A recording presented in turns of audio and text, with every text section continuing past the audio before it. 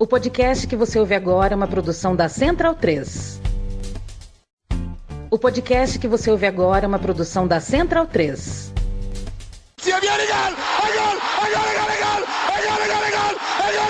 Parte Pirlo!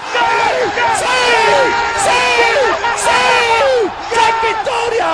¡Qué vittoria! Non lo so che ha segnato, ma chi se lo sa? Tardelli!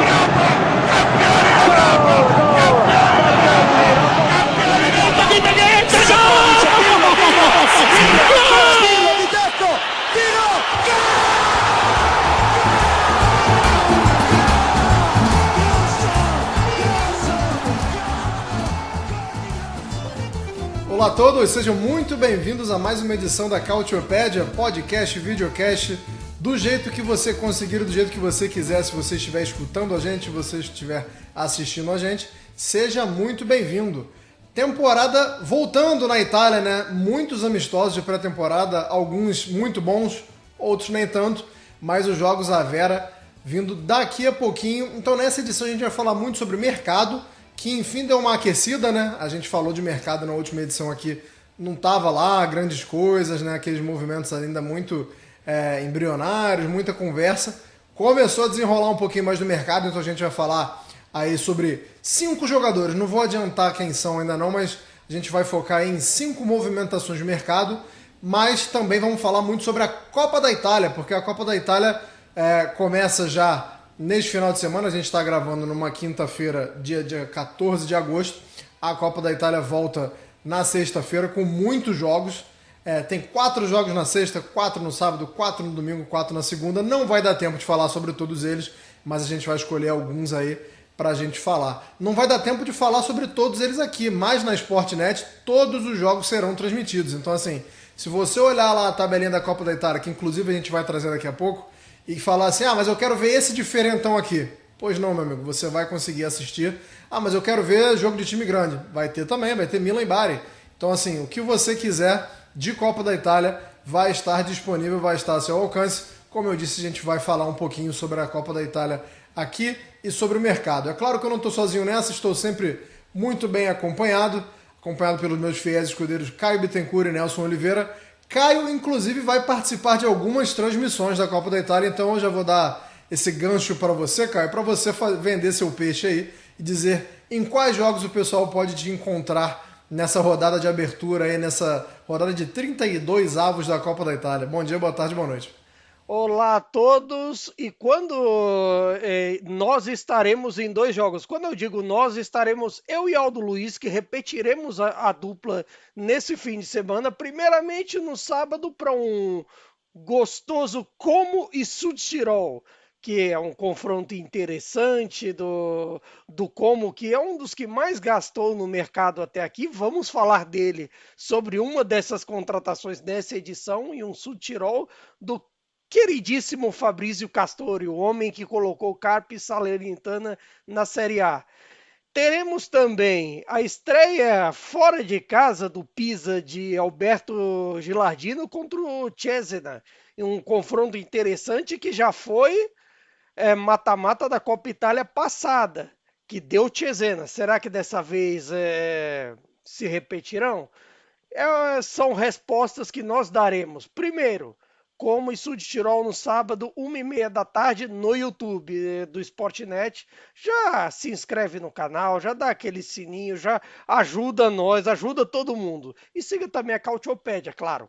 E no domingo, às 3h45, é a vez de Cesena e Pisa. Aí, como é quase na mesma hora do jogo de Milan e Bari, faz assim, tipo, deixa o YouTube de um lado ali e tal, com o negócio, e aí liga na TV no linear da Sportnet e de repente acompanha os dois ao mesmo tempo, deixa um no celular, um no computador. Já fiz e faço tanto isso. É isso, famoso um ouro no peixe, outro no gato. Antes de passar para você, Nelson, então já que tem jogo pra caramba, vamos botar na tela aí, eu vou cantando para quem estiver escutando a gente no podcast, todos os confrontos, né? Na sexta-feira, começando com Empoli e Reggiana, temos também Sassuolo e Catanzaro, o Lecce enfrenta a Juve Stabia, E temos para fechar a sexta-feira, Genoa e Vicenza. Lembrando que sexta-feira é um feriado na Itália, é o feriado de Ferragosto, e para quem não sabe, é um feriado instituído pelo imperador Augusto. Voltou aí de uma campanha de guerra, falou, estou cansado, é feriado para geral. Então essa é a origem do feriado, esse feriado de agosto que é instituído aí pelo imperador Augustus. Tudo no YouTube, tá, gente? Então, assim, se você quiser e tiver tempo, se você quiser passar o sábado inteiro, a sexta-feira, desculpa, o sábado também, mas a sexta inteira vendo a Copa Itália, vai ser possível graças ao YouTube da Sportnet. Já no sábado, começamos com Venezia e Mantova, como contra o Sul de Tirol, que é o jogo onde Caio Bittencourt estará, Cagliari e Virtus Entella, Cremonese e Palermo. Esses aí, os jogos de sábado. Vamos pular para domingo, produção? No domingo temos Monza e Frosinone, temos Parma e Pescara, Cesena e Pisa, que é o outro jogo em que o Caio estará, e Milan e Bari, que também vamos falar bastante aqui hoje, hein? Porque se tem um time que está se movimentando bastante e bem na janela é o Milan. Então vamos focar bastante nesse duelo aí. E também, venhamos e convenhamos, é o maior time nesta fase da Copa Itália, né? E na segunda-feira, fechando essa leva aí de diversos jogos. Começando com Cerignola, que é da Série C, enfrentando o Hellas Verona, Spezia e Sampdoria, Udinese e Carrese e Torino contra o Modena. Muito jogo, todos os jogos no YouTube da Sportnet, é só escolher, faz o Unidunity aí e o que cair vai ser legal. Vamos voltar daqui a pouco a falar dos jogos da Copa da Itália. Como eu falei, a gente vai mergulhar em alguns deles, mas eu não dei nem meu bom dia, boa tarde, boa noite pro Nelson, né? Uma falta de educação tremenda. Então, vamos por partes. Bom dia, boa tarde, boa noite, Nelson. Tem algum destaque inicial aí? Bom dia, boa tarde, boa noite. A gente pode ser falar da possibilidade do Koné chegar na Inter, que a gente nem vai falar, mas assim, só como destaque inicial, né, talvez uma mudança de planos da Inter, né, que está vendo a questão do Lookman ficar muito atravancada e pode ser que mude de objetivo, inclusive de mudar de objetivo até por posição, né, de deixar de investir num nome mais forte para o ataque e reforçar o meio campo, né. Mas enfim, né, conversas assim iniciais, né, fala-se que a Roma gostaria de ter esse dinheiro para investir também no Sancho e no Bailey, né, aí sim para reforçar o ataque, já que o Dybala muitas vezes não dá, enfim, não dá uma segurança, né, assim, de física, e tem o Soulé só ali, um cara um pouco mais habilidoso, mas o Gasperini aí talvez querendo fazer aquele overbooking de atacantes, né. Já contratou o Ferguson, ainda tem o Dovbyk, o Kristovic também tá na mira. Vai faltar lugar no banco de reservas. Tô gostando dessa filosofia do Gasperini, embora eu acho que sai alguém ainda, hein? Muito provavelmente o Dovbyk, para o desespero de Caio Bittencourt, que o contratou no Fantacaut, mas esse é um assunto para outro dia. Quando a gente começar a falar de mercado agora, e eu antecipei já que a gente vai trazer 5 nomes, 3 nomes, e eu vou trazer eles primeiro, já que eles têm um pano de fundo em comum, interessam muito para quem acompanha a seleção italiana, né? Porque a gente está falando de jogadores selecionáveis e com potencial de seleção. Então, vou começar pelo mais quente aí, porque a gente ainda não sabe o que está acontecendo, mas todo dia que passa tem uma novidade. Ele mesmo já se pronunciou. Estou falando do Gianluigi Donnarumma. O Donnarumma que foi campeão da Liga dos Campeões com o PSG na temporada passada, extremamente determinante, né, em confrontos contra o Liverpool, por exemplo. O PSG só passou por causa dele. É o goleiro titular da seleção italiana e até o momento a gente não sabe onde ele vai jogar na próxima temporada. Caio Bittencourt, uma coisa interessante sobre isso dificilmente ele vai jogar na Itália, né? Por 2 motivos. Primeiro porque não tem ninguém precisando tanto assim de um goleiro, e quem tem um pouquinho mais de dinheiro na Itália, ainda assim não tem dinheiro suficiente para negociar com ele, né? Estamos falando de um dinheirista profissional, né, Caio? É difícil porque mesmo com uma eventual baixada de pedida, como ao que parece tem sido feito esforços por parte dele, do agente, até para ficar no PSG e dar uma revisada no contrato e tudo mais, pelo menos das notícias que têm sido dadas na França, mesmo assim ele ainda é proibitivo para muitos times. E nesse momento, talvez se a notícia surgisse um pouquinho antes, de repente daria uma bagunçada ali, poderia fazer, sei lá, um ou outro pensar duas vezes, tal. Mas agora que todo mundo já investiu e na boca do campeonato, é muito difícil que se faça esse esforço. Diferente das chamadas multinacionais da bola, se você for parar para pensar, casos como o do Chelsea, como o do Manchester City, que curiosamente parecem interessadas em se mover com relação a goleiros. Então, inevitavelmente vai surgir a partir disso. Cara, eu acho duas coisas bem inacreditáveis, né? A primeira é que o Donnarumma só tem 26 anos. Essa informação sempre me pega desprevenido, assim. A gente fala de Donnarumma há tanto tempo que eu às vezes esqueço o quão novo ele é. E o segundo ponto é que o cara acabou de ter talvez a melhor temporada da carreira dele, né? Não sei se foi a melhor porque quando a Itália é campeã da Euro ele é até eleito o melhor jogador da competição, mas ali, tá vivendo o auge dele, mas ainda assim não foi o suficiente para Luiz Henrique. Tô muito curioso para saber para onde ele vai por motivos óbvios, né? É o titular da seleção italiana, mas também porque quando se fala em Manchester City, eu acho curioso porque o Guardiola, acredito eu, gostaria de um goleiro que jogasse bastante com os pés. Vamos para o segundo nome. O Donnarumma é o titular da seleção italiana, como eu falei, mas a gente vai para um nome agora que é um potencial aí de ser jogador da seleção italiana por alguns anos. E o Liverpool, sabendo disso, Nelson Oliveira, já botou as asinhas de fora e pegou o Giovanni Leone, que é uma joia do Parma, tá de malas prontas para ir pro Liverpool. Eu queria que você apresentasse um pouco do Leone, né? Não sei se o pessoal conhece muito dele, mas também falasse sobre uma joia italiana deixando a Itália, né? O quão isso é ruim para a Série A italiana. O quanto é incomum também, né? É muito raro que jogadores jovens italianos costumem deixar o país. Isso tem acontecido com um pouco mais de frequência ultimamente, né? Os jogadores italianos são geralmente muito apegados, né, ao país e têm essa dificuldade até de quererem sair. Preferem jogar num time maior da própria Itália do que, enfim, né, de jogarem fora, de jogar em outro país, né?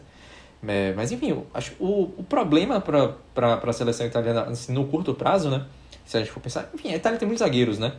E esse não é necessariamente um problema, embora o Acerbi tenha sido ventilado recentemente, né? Para jogar contra a Noruega nas eliminatórias, pelo que ele tinha feito contra o Haaland. Mas enfim, tinha muitos nomes, né? Muitos nomes lesionados também. O Leone tem que ver o quanto de espaço ele vai conseguir no Liverpool, né?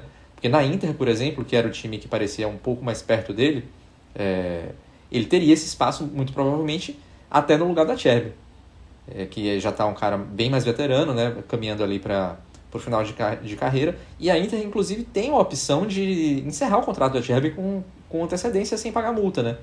Então, seria um movimento possível de ser feito. Não com o Simone Inzaghi, porque o Simone Inzaghi gosta muito da Acerbi, mas com o Chievo talvez isso pudesse acontecer. Até porque o Chievo treinou o Leone, né? Então, mesmo que não acontecesse, ele provavelmente teria mais espaço e tal. Enfim, ele é um zagueiro muito alto, né? Tem quase 2 metros de altura. Um cara que tem uma passada larga e tal. Então, ele tem um poder de interceptação também por baixo muito grande, né? Por causa da sua envergadura, né? Às vezes, ele gosta de sair um pouco para caçar, né? E isso acaba tendo um pouco de... acaba deixando um pouco de espaço às vezes, né? Se ele erra o bote ali, não tem uma cobertura adequada, isso pode deixar o time um pouco exposto. Na Premier League é algo a se ver, né? Porque os times jogam um pouco mais de velocidade, então ele pode ter um pouco de dificuldade inicial nesse sentido, mas obviamente é uma contratação muito boa para o Liverpool, porque é um cara de 18 anos, né? Um cara muito precoce, que surgiu ainda no Padova, lá na Série C, já com 16 anos, já jogou na Sampdoria. O Parma é o terceiro time da carreira dele profissional, né? Então, o Liverpool com 18 anos já é o quarto time. O cara vai jogar no quarto time. Então, é um jogador, assim, que tem uma tendência de amadurecimento muito grande. E pensando em seleção italiana, é bem complicado, né? A Itália não está numa boa situação pensando em vaga de Copa do Mundo, porque, enfim, está atrás da Noruega, vai ter que tirar muitos gols de saldo, vai ter que ganhar seus jogos todos, né? E tudo mais. E você tem muitos jogadores mudando de clube no ano anterior à Copa do Mundo. No caso do Leone, principalmente, apesar de ele não ter sido convocado ainda, tá assim, no radar do Gattuso, né? Você tem o cara que vai se adaptar a um novo país, a uma nova cultura, a um novo campeonato, e tudo isso não é muito bom, porque você vai ver jogadores provavelmente com um pouco mais de dificuldade, pode afetar o rendimento, pode afetar a confiança, e a Itália não quer nada disso nesse momento, porque precisa sair de uma situação difícil. E são muitos nomes, né? Você tem o caso do Donnarumma, que é o cara que é o capitão da seleção, tem o Leone, que é um cara que pode entrar na seleção, e aí tem o Retegui, que a gente já falou aqui várias vezes, a gente até já comentou sobre a partir desse mesmo ponto de vista, né? Sobre a questão do Retegui, e pode ter outros, né? Então, assim, fica muito difícil. E aqui também eu vou dar o meu destaque, né? Até comentei isso no Twitter, o que acontece com a Inter, né? Porque a Inter rejeitou uma proposta de 35 milhões de euros pelo Bissek, né? O cara que é muito contestado pela torcida, parte da torcida, e era esse dinheiro que precisava para contratar o Leone. Não contratou o Leone, e também o De Winter, que era a opção B, o plano B, né? Também o Milan acabou levando o primeiro porque conseguiu fazer uma venda com antecedência. Então a Inter agora ficou com o Acerbi e o De Vrij, e pode ter que partir para um plano C agora, que provavelmente, até por ser um plano C, não vai ser um cara provavelmente do mesmo nível ou com a mesma capacidade de evolução, né? Porque a gente fala do Leone, que é um cara de 18 anos, seria um zagueiro aí para mais de década no clube, né? Parabéns para a Inter de Milão, hein? Belíssimo mercado, por enquanto. Caio Bittencourt, esse aqui eu acho que você vai gostar de falar. Estamos falando de mais um jogador selecionável que teve chances na seleção italiana recentemente e que vai deixar a Série A italiana para um ambiente um tanto quanto hostil, que é o Atlético de Madrid. Estamos falando de Raspadori. O Raspadori, Caio, ele teve bons momentos no Napoli, não dá para dizer que ele não teve. Porém, era sempre aquele negócio ali que você achava que dava para ter um pouquinho mais dele, né?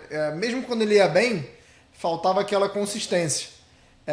Queria saber se você acha que foi isso que levou o Napoli a negociá-lo e se o Napoli de alguma forma vai sentir falta dele ou está bem coberto na posição. E também, só para arredondar, essa questão de seleção italiana aí, né? Se isso interfere nas chances dele na seleção ou não. Olha, é um caso complicado pensar na seleção a longo prazo, porque embora ele fosse reserva no Napoli, ele sempre tinha suas convocações garantidas. Só que é meio curioso nesse momento pensarmos talvez nas 3 opções de centroavante que o Spalletti usou nesse ciclo de Copa do Mundo. Ele usou 3 nesse momento. Raspadori se transferiu nesse mercado. Lorenzo Luca se transferiu nesse mercado para o Napoli. Retegui se transferiu nesse mercado. Então, assim, nesse momento o Gattuso já vai pegar três atacantes em fase de tentativas de adaptação a seus clubes. O Lorenzo Luca, talvez numa adaptação mais complicada, porque assim, não se vê que ele jogue em vista e tudo mais, apesar de que estamos gravando nessa quinta, de repente do jeito que o pau cantou nesse amistoso Napoli-Olympiacos, não duvido nada, sei lá, no começa a temporada momento, jogando. O Lorenzo Luca ganha. Já começa jogando e tudo mais, essas coisas. O Raspadori... Só para explicar aqui, cara, desculpa cortar, mas é que o Lukaku sai do jogo com uma lesão que ainda não se sabe, não sabe o que vai ser, mas no músculo femoral da coxa. Pode ser que não seja nada, mas só para contextualizar que talvez o Luka comece a temporada jogando é por causa disso. Exatamente, tem esse ponto, e ainda o Luka tem lá seus pontos de interrogação, não parece tão azeitado na pré-temporada quanto, por exemplo, evidentemente o Lukaku estaria por N situações e tudo mais. Parece um pouco mais com problemas no estilo de jogo dele, que podemos abordar mais em frente. A questão do Raspador é muito isso do que tu falou, Anderson.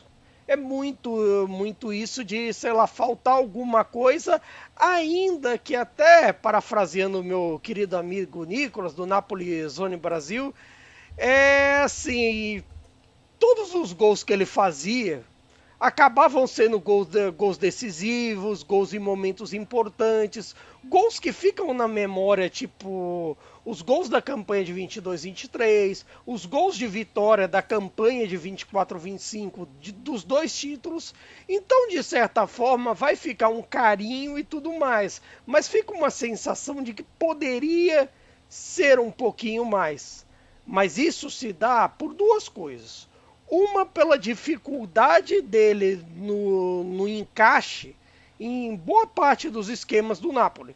Tanto que o melhor momento dele surge a partir de fevereiro desse ano, do segundo turno do campeonato de 24-25, quando o Napoli obrigatoriamente tem que usar dois atacantes, e aí ele fazer dupla com o Lukaku, ou com o Politano quando o Lukaku não estava lá em coisas ideais, e por aí vai. E aí, a partir disso, o Raspadori começou a fazer gols importantes, começou a participar de momentos, e nesse sistema voltou a ser um pouco mais útil.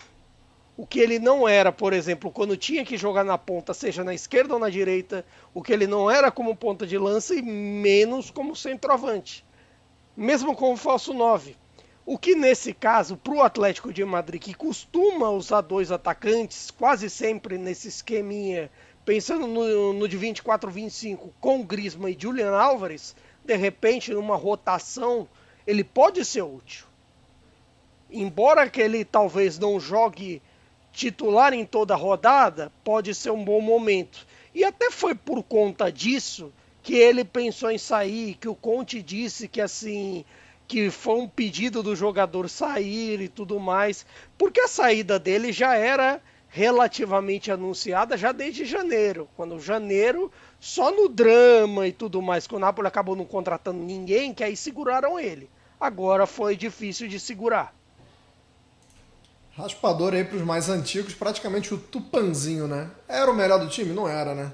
Tava sempre fazendo gol? Não, mas os gols que ele fazia era aquele gol que garante a vitória, gol decisivo, gol importante, gol que a torcida vai lembrar. A gente trouxe 3 nomes aí selecionáveis italianos, então a gente agora vai trazer outros 2 nomes desse mercado. Esse que eu vou trazer agora não é italiano, mas todo mundo conhece ele na Itália, porque não vai ser a primeira passagem dele na Itália. Estamos falando de Álvaro Morata, Nelson Oliveira, dessa vez para jogar no Como, né? Já é conhecido dos torcedores da Juventus, do Milan. Na Juventus foi bem, foi bem. No Milan não dá para dizer que foi bem. E agora chegando ao Como. Eu tenho minhas restrições ao Álvaro Morata, tá? Não sou grande fã assim, não. Já gostei mais na primeira passagem dele pela Juventus, principalmente. Estava indo bem, né? Mas queria saber a sua opinião sobre como ele ainda pode acrescentar e como ele pode trazer algo de positivo para a Série A e especificamente para o Como. O Como que está tentando dar um salto. Foi uma equipe que foi muito bem dentro do contexto da temporada passada, tentando aí dar um salto. O Morata é um atacante para quem quer dar um salto, Nelson? Depende do que a gente está falando como salto, né? Porque para muita gente a contratação do Morata é a principal contratação da história do Como, né? Se você considera a figura do Morata, né? E o momento da seleção espanhola. Ele é o capitão da seleção espanhola. Seleção campeã europeia. E vai jogar no Como. Então, assim, em termos de cartaz, de fato, essa provavelmente é a principal contratação da história do Como. É um cara que tem 32 anos, vai fazer 33 agora no meio de outubro. E acho que vai adicionar experiência ali no elenco que, em geral, é muito jovem, né? O elenco do Como, o principal jogador do Como é o Nico Paz, que é um cara que, se eu não me engano, tem 20 anos, não me recordo agora exatamente a idade, 21, vai fazer 21 agora em setembro. Então, é um cara bastante novo, e o Morata vai estar ali sendo... assim, acho que o cara que tinha esse perfil de liderança ali no elenco do Como até o momento e talvez era, né, porque eu acho que vai sair, é o Cutrone. Então, se a gente for pensar em termos de... É um upgrade? Eu diria que sim. Porque o Cutrone tem uma vantagem, porque ele é de Como, né? Então, assim, aquela coisa de sentir o peso da camisa, saber como é que funcionam as coisas ali dentro e tal, é uma vantagem. Mas o Morata é um cara muito mais rodado, né? Muito mais rodado e rodado sempre no alto nível. Um cara que sempre teve em clubes grandes. Eu acho que a passagem do Milan, dele pelo Milan, foi muito penalizada pela confusão que foi o Milan no ano passado. Eu acho que se tivesse um pouco mais de organização ali dentro, teria funcionado melhor. Até acho que em termos de técnicos, assim, nem foi tão ruim. Se a gente for olhar aqui, na Série A foram 5 gols em 16 jogos. No total foram... Aí sim, diminui muito, porque ele participou na Champions League. Foram 7 partidas, o Milan não fez uma grande Champions League. E ele fez um gol só, então aí vai para 6 gols em 25, diminui bastante. Mas na Série A ele rendeu, teve alguns momentos bons. Quando o Paulo Fonseca quis fazer um ataque ali com quase um 4-2-4, ele rendeu até bem. Enfim, no Galatasaray ele também teve números razoáveis. Então, eu acho que é um cara que sempre vai te entregar um mínimo ali aceitável. O Como, assim, se paga, bom, Como é bilionário, né? Então, assim, em termos financeiros, pro Como não vai fazer diferença. Para os donos do Como não faz diferença se o Morata vai entregar, sei lá, 7 ou 10 gols na temporada. Faz muita diferença. O que faz diferença ali é o que ele vai poder agregar. A amizade dele com o Fábregas. Enfim, tem muitos espanhóis ali. Espanhóis e jogadores também ali com formação no próprio futebol espanhol, no elenco do Como, né? Você tem o Jesus Rodrigues, que é um cara novo também, que ali você imagina que ele vai também ser um nome importante. Aí você tem outros jogadores experientes, como o Sérgio Roberto e o Alberto Moreno. Tem outro novinho, que é o Alex Valle, e o Dial também, né, que jogava pela base da Espanha, mas decidiu jogar pro Senegal, que é outro cara novo ali, que já mostrou muito talento na Série A. Chegou em janeiro e já se tornou artilheiro do Como, só pelos gols que fez de janeiro em diante, e olha que ele ainda se machucou e ficou de fora do último mês, né? Então, assim, o Como provavelmente vem para brigar mesmo por uma vaga ali em competições europeias, e eu acho que o Morata é um nome bem...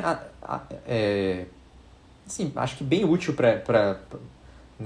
nessa empreitada aí que o Como vai tentar produzir, né? Boa. O espanhol Como. Vamos falar do último nome então, Caio Bittencourt. Antes da gente passar para os confrontos da Copa Itália, tem ainda... a gente procurou uma transferência menos badalada, mas que a gente acha que vai ter impacto, né? E como foi o próprio Caio que trouxe esse nome, eu vou jogar essa bucha para ele explicar para vocês por que o Simonson, que está deixando o Parma para ir para a Fiorentina, é um cara para vocês ficarem de olho. É aquele tipo de transferência que ninguém dá nada, mas segundo o Caio Bittencourt, e eu concordo, tá? Tô jogando essa bucha para ele, mas eu concordo que é uma transferência bem interessante. Fala aí pra gente aí quem é ele e por quê, Caio. Eu acredito que o Simonson, suíço de 24 anos, vindo do Parma, pode ser um bom reforço. De todo jeito, já vai ser uma grande perda do Parma, justamente por conta da capacidade dele de distribuir jogo, de ser um relativo bom regista, de melhorar o passe qualificado. E eu acredito que ele vai ser um bom reforço para a Fiorentina, pensando nisso, porque faltou um pouco disso. Talvez ali se fala muito no Arli, no Cataldi, mas eu acredito que ele representaria um ganho em relação a esses tipos de jogadores, a uma função que não teve lá sua unanimidade.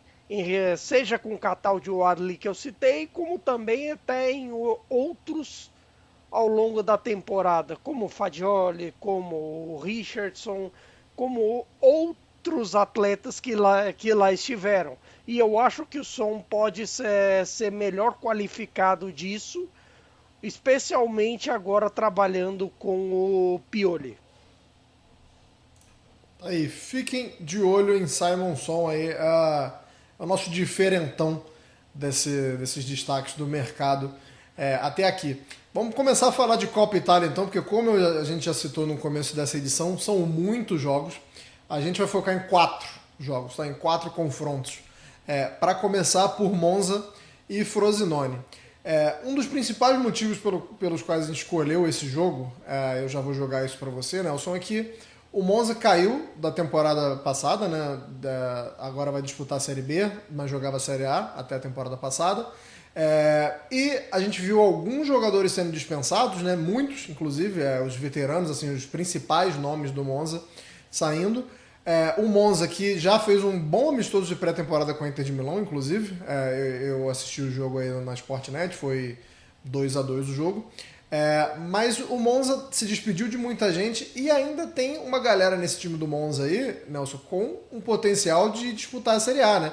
Com grandes probabilidades de jogar a Série A. Então eu queria saber se isso vai influenciar nesse confronto da Copa da Itália, se essa galera aí que tem um mercado na Série A vai dar vida contra o Frosinone para, ao invés de disputar a Série B, conseguir uma vaguinha ali em uma equipe da Série A, Nelson. Né? O Monza ele já foi um time que foi rebaixado meio, não vou dizer por acaso, porque fez muito por onde, mas não eram um dos cotados para serem rebaixados na Série B. E mesmo assim, mesmo tendo perdido uma quantidade razoável de jogadores, ainda tem um elenco melhor do que de alguns times que subiram para a Série A. Se a gente for pensar assim, olhando nome a nome, sei lá, vou colocar aqui o Biratan Leal, nosso querido amigo que não se chateie, o elenco do Monza é melhor do que o elenco do Verona, na minha avaliação. Por exemplo, não vou citar outros, só vou ficar no Verona. A gente tem no Monza aqui, tem o Pessina, que foi campeão da Euro há 4 anos. Ele está no Monza ainda. Então, talvez ele saia, tudo bem, ele é um cara que foi formado no Monza, tem a identificação, talvez queira permanecer porque não se machucou, né, na última temporada e não teve condições de ajudar o time a se livrar da Série B, né, só conseguiu jogar o início da temporada. Então talvez ele tenha se coloque nessa missão, mas tem o Colpani, por exemplo, que é um cara que está na mira de alguns clubes da Série A, como a Cremonese.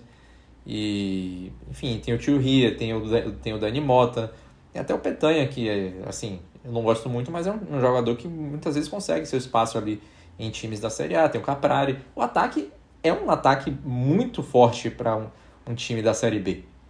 E se a gente vai colocar até em outras posições, né? Quem está assistindo, a gente viu o Birindelli fazer um gol contra, mas o Birindelli é um bom lateral também. E ele também teria espaço na Série A, enfim, outros nomes, né? Então a gente tem um time que é favorito, inclusive ao título da Série B, e que vai entrar como favorito também nesse confronto com o Frosinone. Que o Frosinone também jogou a Série A há pouco tempo, mas aquele elenco meio que se desfez, né? O Frosinone quase foi rebaixado para a Série C na última temporada, e muito jogador emprestado, e não fez não teve essa mesma estratégia para tentar voltar para a Série A na última temporada, quase foi rebaixado, e até o momento também não fez isso ainda, né? O elenco do Frosinone, se a gente for comparar com o elenco do Monza, é um elenco bastante deficitário ainda. Para ter uma ideia, eu diria que o destaque desse elenco dois destaques, né, na verdade, seriam os dois zagueiros. O Biraschi, que é um cara já mais veterano ali, que jogou no Genoa, né, tem uma passagem pela Série A, mas também não é um zagueiro assim, serve para a Série B tranquilamente. E o Monterizzi, que é um cara que me surpreende ainda que esteja ainda no Frosinone, porque quando ele jogou pela Série A no Frosinone, um zagueiro, também lateral direito, versátil e tal, foi muito bem pelo Frosinone e teria espaço em outros clubes, mas segue por lá. Então, daí você pega os pesos, né, do time, dos nomes que eu citei e coloca na balança. Acho que a balança é muito favorável para o Monza, né? a ver qual é o time que vai jogar, porque às vezes nesse momento da Copa Itália, mesmo os times menores também rodam muito o elenco e às vezes colocam times mais alternativos e tudo mais, embora o time alternativo do Monza ainda seja superior, na minha opinião, a um provável time titular do Frosinone.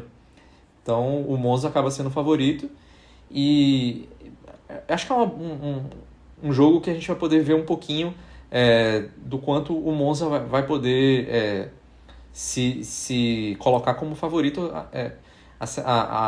ao título da Série B, né, na verdade. Eu acho que serve muito como uma preparação para isso, né? A Série B também vai ser transmitida pela Sportnet, né? Inclusive, a gente vai poder acompanhar o Monza ao longo da temporada. E provavelmente um time que também vai mudar de dono, né? A família Berlusconi deve acabar vendendo o clube.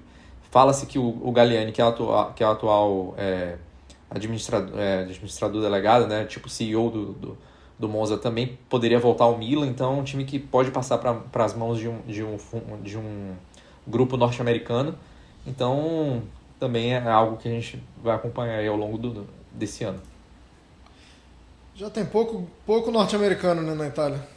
Tá faltando aí, vai botar mais um no Monza, mas é interessante isso aí que você falou do Galliani, porque eu jamais imaginaria que o Milan iria, na verdade o movimento aparentemente está vindo do Milan, né?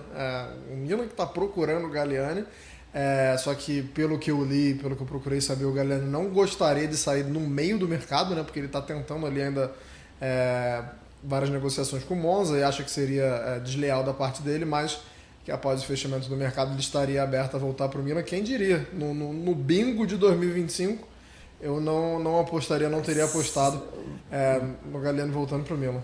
Vai servir de escudo, né? Que a diretoria do Milan está procurando um escudo há muito tempo. Embora o mercado seja bom nesse momento, né? Falta muito ainda para convencer a torcida de que essa gestão é positiva. O Galliani vai dar um verniz ali, né? Que o Ibrahimovic não tem conseguido. Não tem nem tentado. O Ibrahimovic nada é a mesma coisa nesse quesito aí. Ibrahimovic que virou até a carta lendária do FIFA, né? Curiosidade aí inútil, mas ele nos joguinhos aí para quem gosta, ele vai ser um legend. Não sei se ele é lendário a esse ponto não, mas fica aí a informação. A gente já falou de Milan aqui, falando dessa possível ida do Galliani para lá pós-mercado, então vamos falar de Milan e Bari, que evidentemente é o confronto mais esperado dessa fase da Copa da Itália. Para quem não é muito familiar a como funciona, né, a quem joga as primeiras fases, o campeão da Copa Itália e os 7 primeiros colocados da Série A já entram lá na frente, né, já entram nas quartas de final. O Milan, como ficou na colocação da Série A passada, por isso está disputando já essa fase da Copa Itália. Caio Bittencourt, Milan e Bari, eu tô para dizer que o Milan é o time que está fazendo o melhor mercado, hein? Não vou nem dizer da Série A, não, do campeonato do futebol italiano no geral. O que a gente pode esperar? Porque uma coisa assim, tá contratando muito bem, mas o que a gente pode esperar já para esse confronto contra o Bari? Já vamos ter muitas caras novas, ainda vai ser um Milan que vai rodar muito, porque nos amistosos de pré-temporada, por exemplo, até aqui, é um time que vem colocando muita galera do Milan futuro para jogar, né? Muito pessoal ali que o torcedor não está acostumado a ver. Queria saber o que a gente pode esperar nesse equilíbrio aí entre contratações e novidades que podem ser dessa garotada aí. O que você acha que o Milan, como você acha que o Milan vai abordar esse jogo contra o Bari?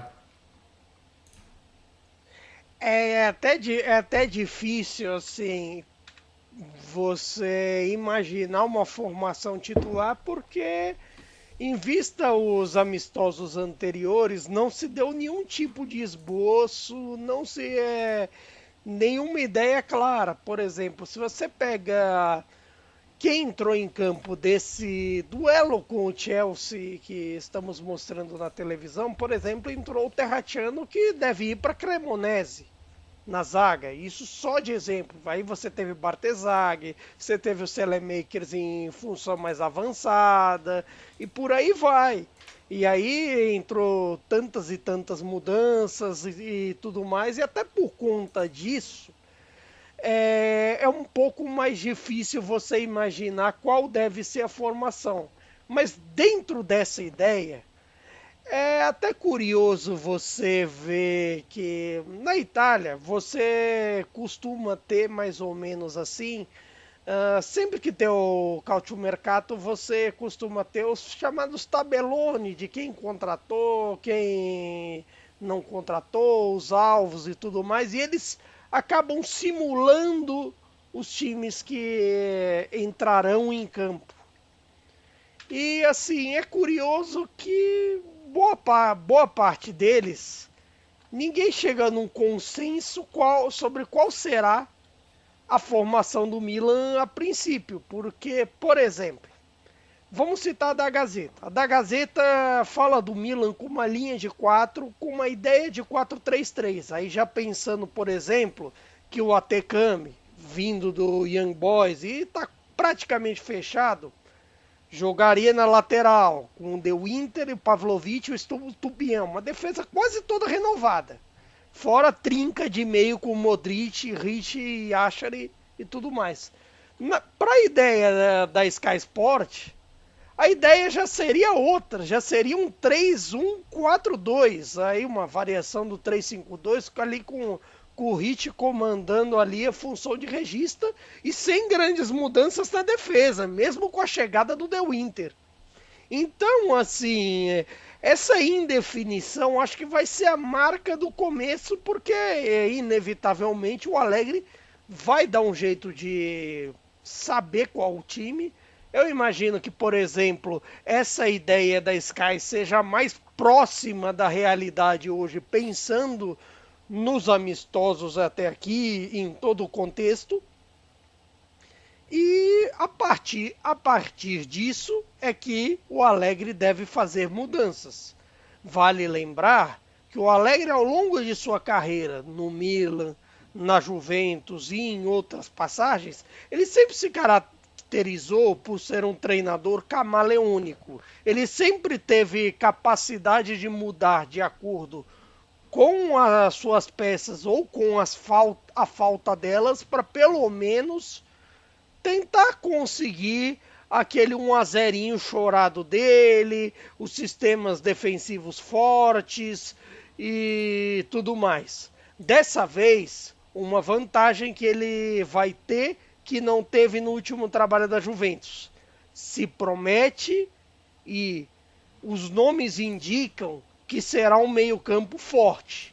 E se o Allegri tem um meio-campo forte, ele vem para competir.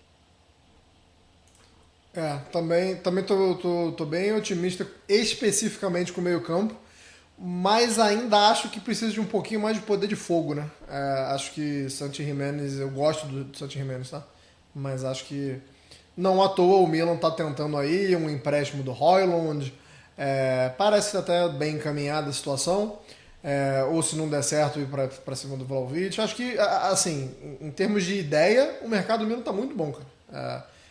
Agora, se vai funcionar no campo, é algo que a gente vai ver durante a temporada. Só para a gente não deixar de falar do Bari, o Bari fez uma boa temporada passada, mas acabou não conseguindo subir, né? Assim, fica marcado a incompetência para não ter conseguido subir, mas teve bons momentos na temporada passada do time do Bari.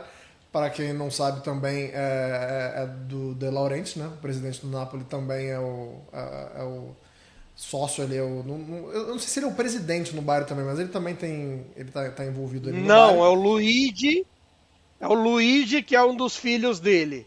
Então, o De Laurentiis tem 3 ou 4 filhos, tem 2 que estão ali no Napoli, aí você vai tanto a Valentina De Laurentiis, que é até responsável pelos uniformes e tudo mais, e o Eduardo, que na prática é o vice-presidente, tá lá com os jogadores e tudo mais, ele acaba dividindo funções com o Giovanni Manna, não como diretor esportivo, porque a função dele é maior, mas que tem um valor, e quem comanda de fato o Bari é o Luigi De Laurentiis.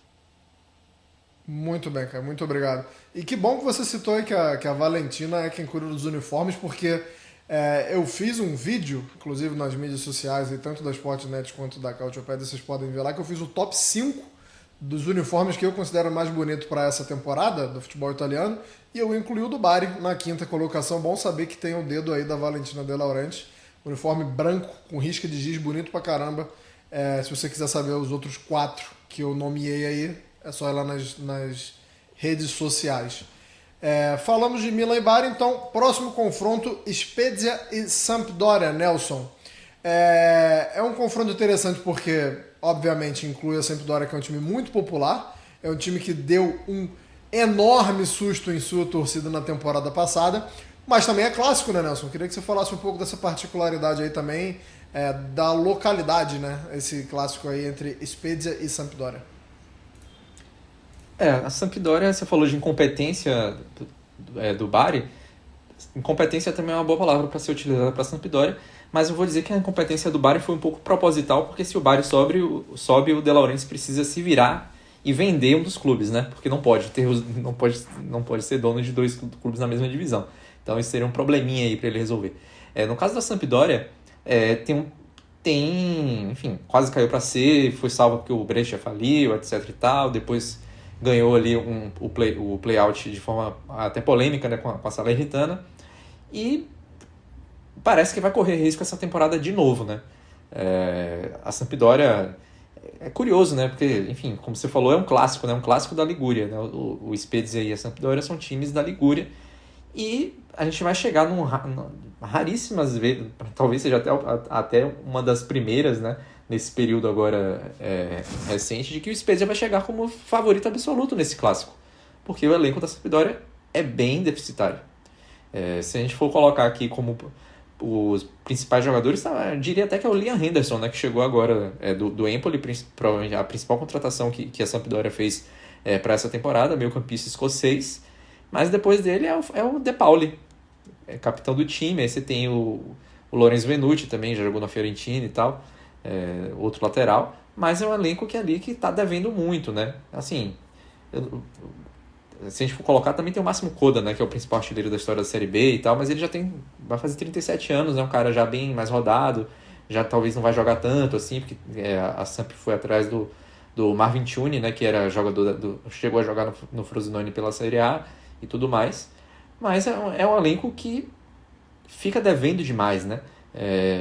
Dificilmente a Samp vai brigar para voltar para a Série A aí, já adianto isso. Assim, como a Série B é muito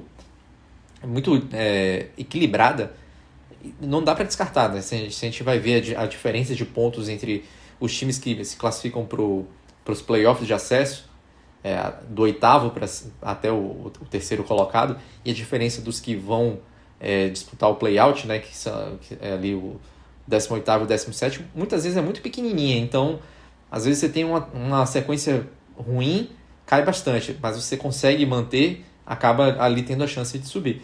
Mas eu acredito que vai ser muito difícil para a Sampdoria chegar a esse ponto. O Spezia é bem, bem favorito, né?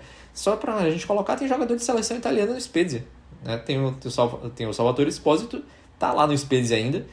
Talvez saia, né?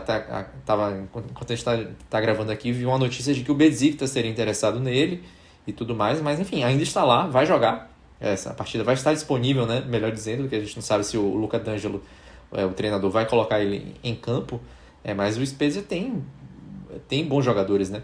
Tem ali, provavelmente, assim, a gente não sabe o que é que vai ser do Dusan Vlahovic nessa temporada, mas o que eu posso dizer é que vai ter Vlahovic que vai se dar bem nessa temporada, que é o Vanja Vlahovic, que foi contratado pelo Spezia para suceder o Francesco Pio Esposito, né, o que voltou para a Inter, foi vice-artilheiro da última Série B, e o Vanja Vlahovic é um cara que da base da Atalanta, né, foi emprestado, fez uma Série C muito boa, foram 21 gols, se eu não me engano, que ele fez na última Série C, e chega aí para dar um passo adiante na sua carreira, provavelmente liderando esse ataque do Spezia. Então, é um nome para a gente ficar atento, porque até pensando em Série A futuramente para jogar na Atalanta mesmo, né? Tem o próprio Lapadula também, ainda tá no elenco do Spezia, outro cara ali também de experiência ali para ser uma sombra. Tem o Christian Komoto, né, que quem viu a pré-temporada do Milan viu esse jovem jogador aí, meio-campista, tendo boas participações. O Spezia contratou ele por empréstimo também. Então é um time que tem nomes ali interessantes, que deve brigar pelo acesso. Até coloco ali como um dos favoritos juntamente com o Monza para brigar pelo acesso direto à Série A, né? Tem o Palermo também que sempre se coloca, né? Tem o dinheiro ali também do Grupo City, mas enfim, acho que vai ser interessante ver o quão complicado vai ser para a Sampdoria se livrar de um rebaixamento que ainda seria inédito, né? Então acho que esse jogo da Copa Itália dá uma prévia desse ano complicado que a Sampdoria deve ter. Achei que você ia cometer a indelicadeza de não citar o Lapadula. Eu tava aqui já ficando nervoso, que você foi falando nome atrás de nome. E eu falei, pô, ele não vai fazer isso com o Lapadula, né? Mas você não deixa passar uma, Nelson Oliveira. Você não deixou passar essa. Mais um confronto, Caio, que a gente vai trazer aqui.